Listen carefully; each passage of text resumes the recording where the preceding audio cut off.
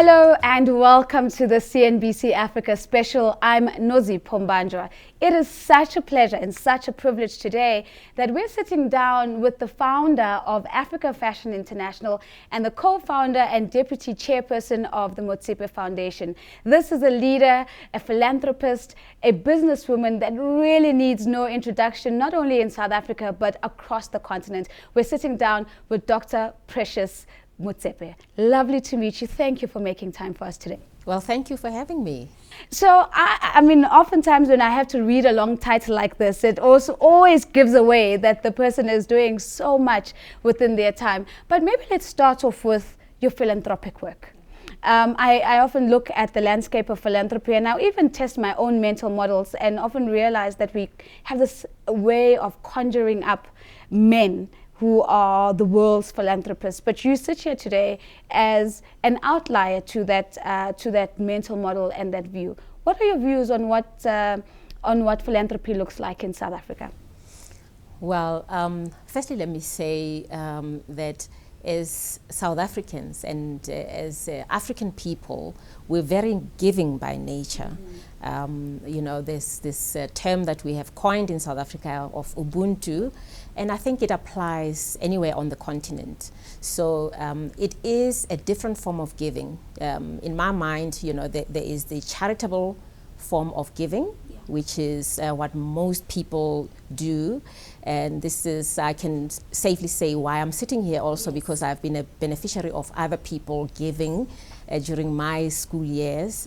And then there is another form of giving, which is much more focused. It is very systematic. It is strategic. It is sustainable, and it has a huge impact. And that's what we normally talk about as philanthropy. So your question on the place of women in philanthropy, I think if you look again on the African continent, most people that are in the social development space, it could be, you know, at small scale, is women. They are the ones who look after families, run, you know, take multiple children to school, correct, right? Correct. Whether it's health or education, community building, it's usually women who are looking after such developmental issues. On the philanthropic side, where now we're talking philanthropy at a large scale, I do see a lot of women as well. For instance, I belong to, or myself and my husband, we started, you know, the Motsepe Foundation together.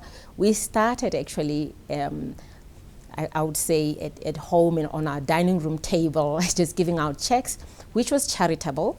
And then we decided to become mainstream and be strategic about our investment into development. So after that, we joined, of course, the Giving Pledge, as you would know, which is a global organization of families that have decided to donate half their wealth to needy families or needy communities in several countries. And amongst these, it's usually husband and wife and their children. So when we have meetings, I do come across a lot of women who are philanthropists in their own right within the family. And often you'll find that either the husband or the wife has started businesses, and then the philanthropic side is looked after by the wife or the kids, and they drive the philanthropic side of the family.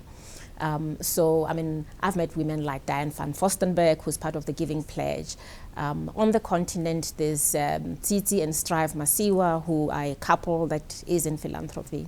We have the Pick and Pay family, where Mrs. Ackerman is leading on the philanthropic side. Wendy Applebaum, I can mention quite a few on the continent. And then, of course, we have decided as a group of women philanthropists, because we bump into each other at World Economic Forum meetings or during the Giving Pledge meetings, we decided we seem to have a lot in common. That as women who are interested in driving girls and women's issues throughout the world. So we started, or I have been asked to now chair an organization called the Mavericks. It was started by Melinda Gates and the Princess of Norway, together with an organization from the States that supports health throughout the continent and globally. So this is a group of women who have decided they have the means to drive philanthropy, and they want to be strategic about where they invest, amongst women and girls. And I don't doubt that the issues are far-ranging, because the issues that do plague women and girls are far-ranging.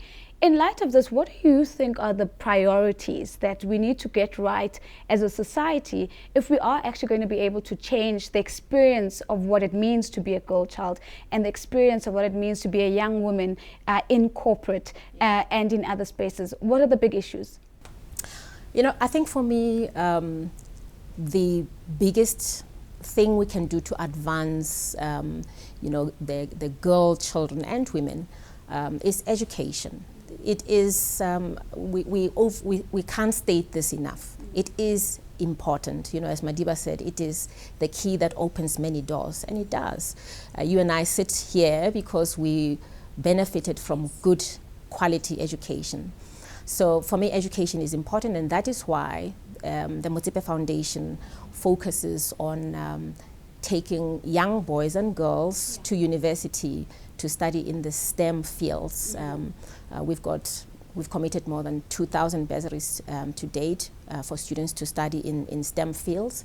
And I consciously make sure that 50% of those are girls. Yeah. Currently, we're running at about 42%, but we're driving ourselves to ensure that 50% and above are girls.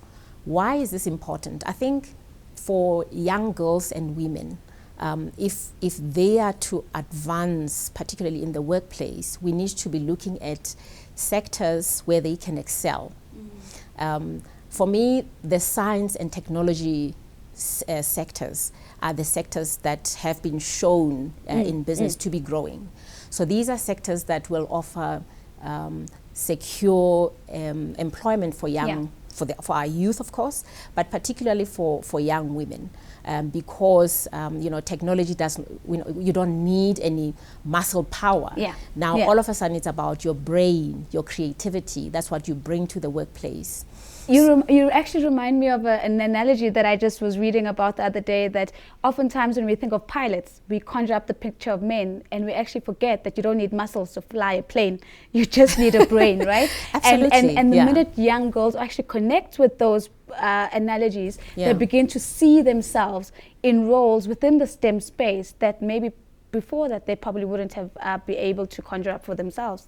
No, absolutely. I mean, we've been going around the country now talking to secondary school children, from grade 8, about considering fields in STEM. And we bring with us young women in university who are studying engineering, mathematics, and we bring people that are already working in these fields, who are already engineers themselves, to come and talk to these young people.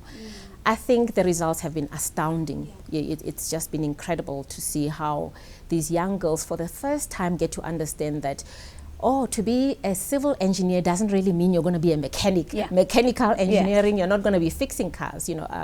It's very exciting, and particularly now, I think we need to prepare our youth and women for the 4th Industrial Revolution. We're about to wrap the conversation, but I want to almost circle back to something that you said that stuck in my heart as you said it.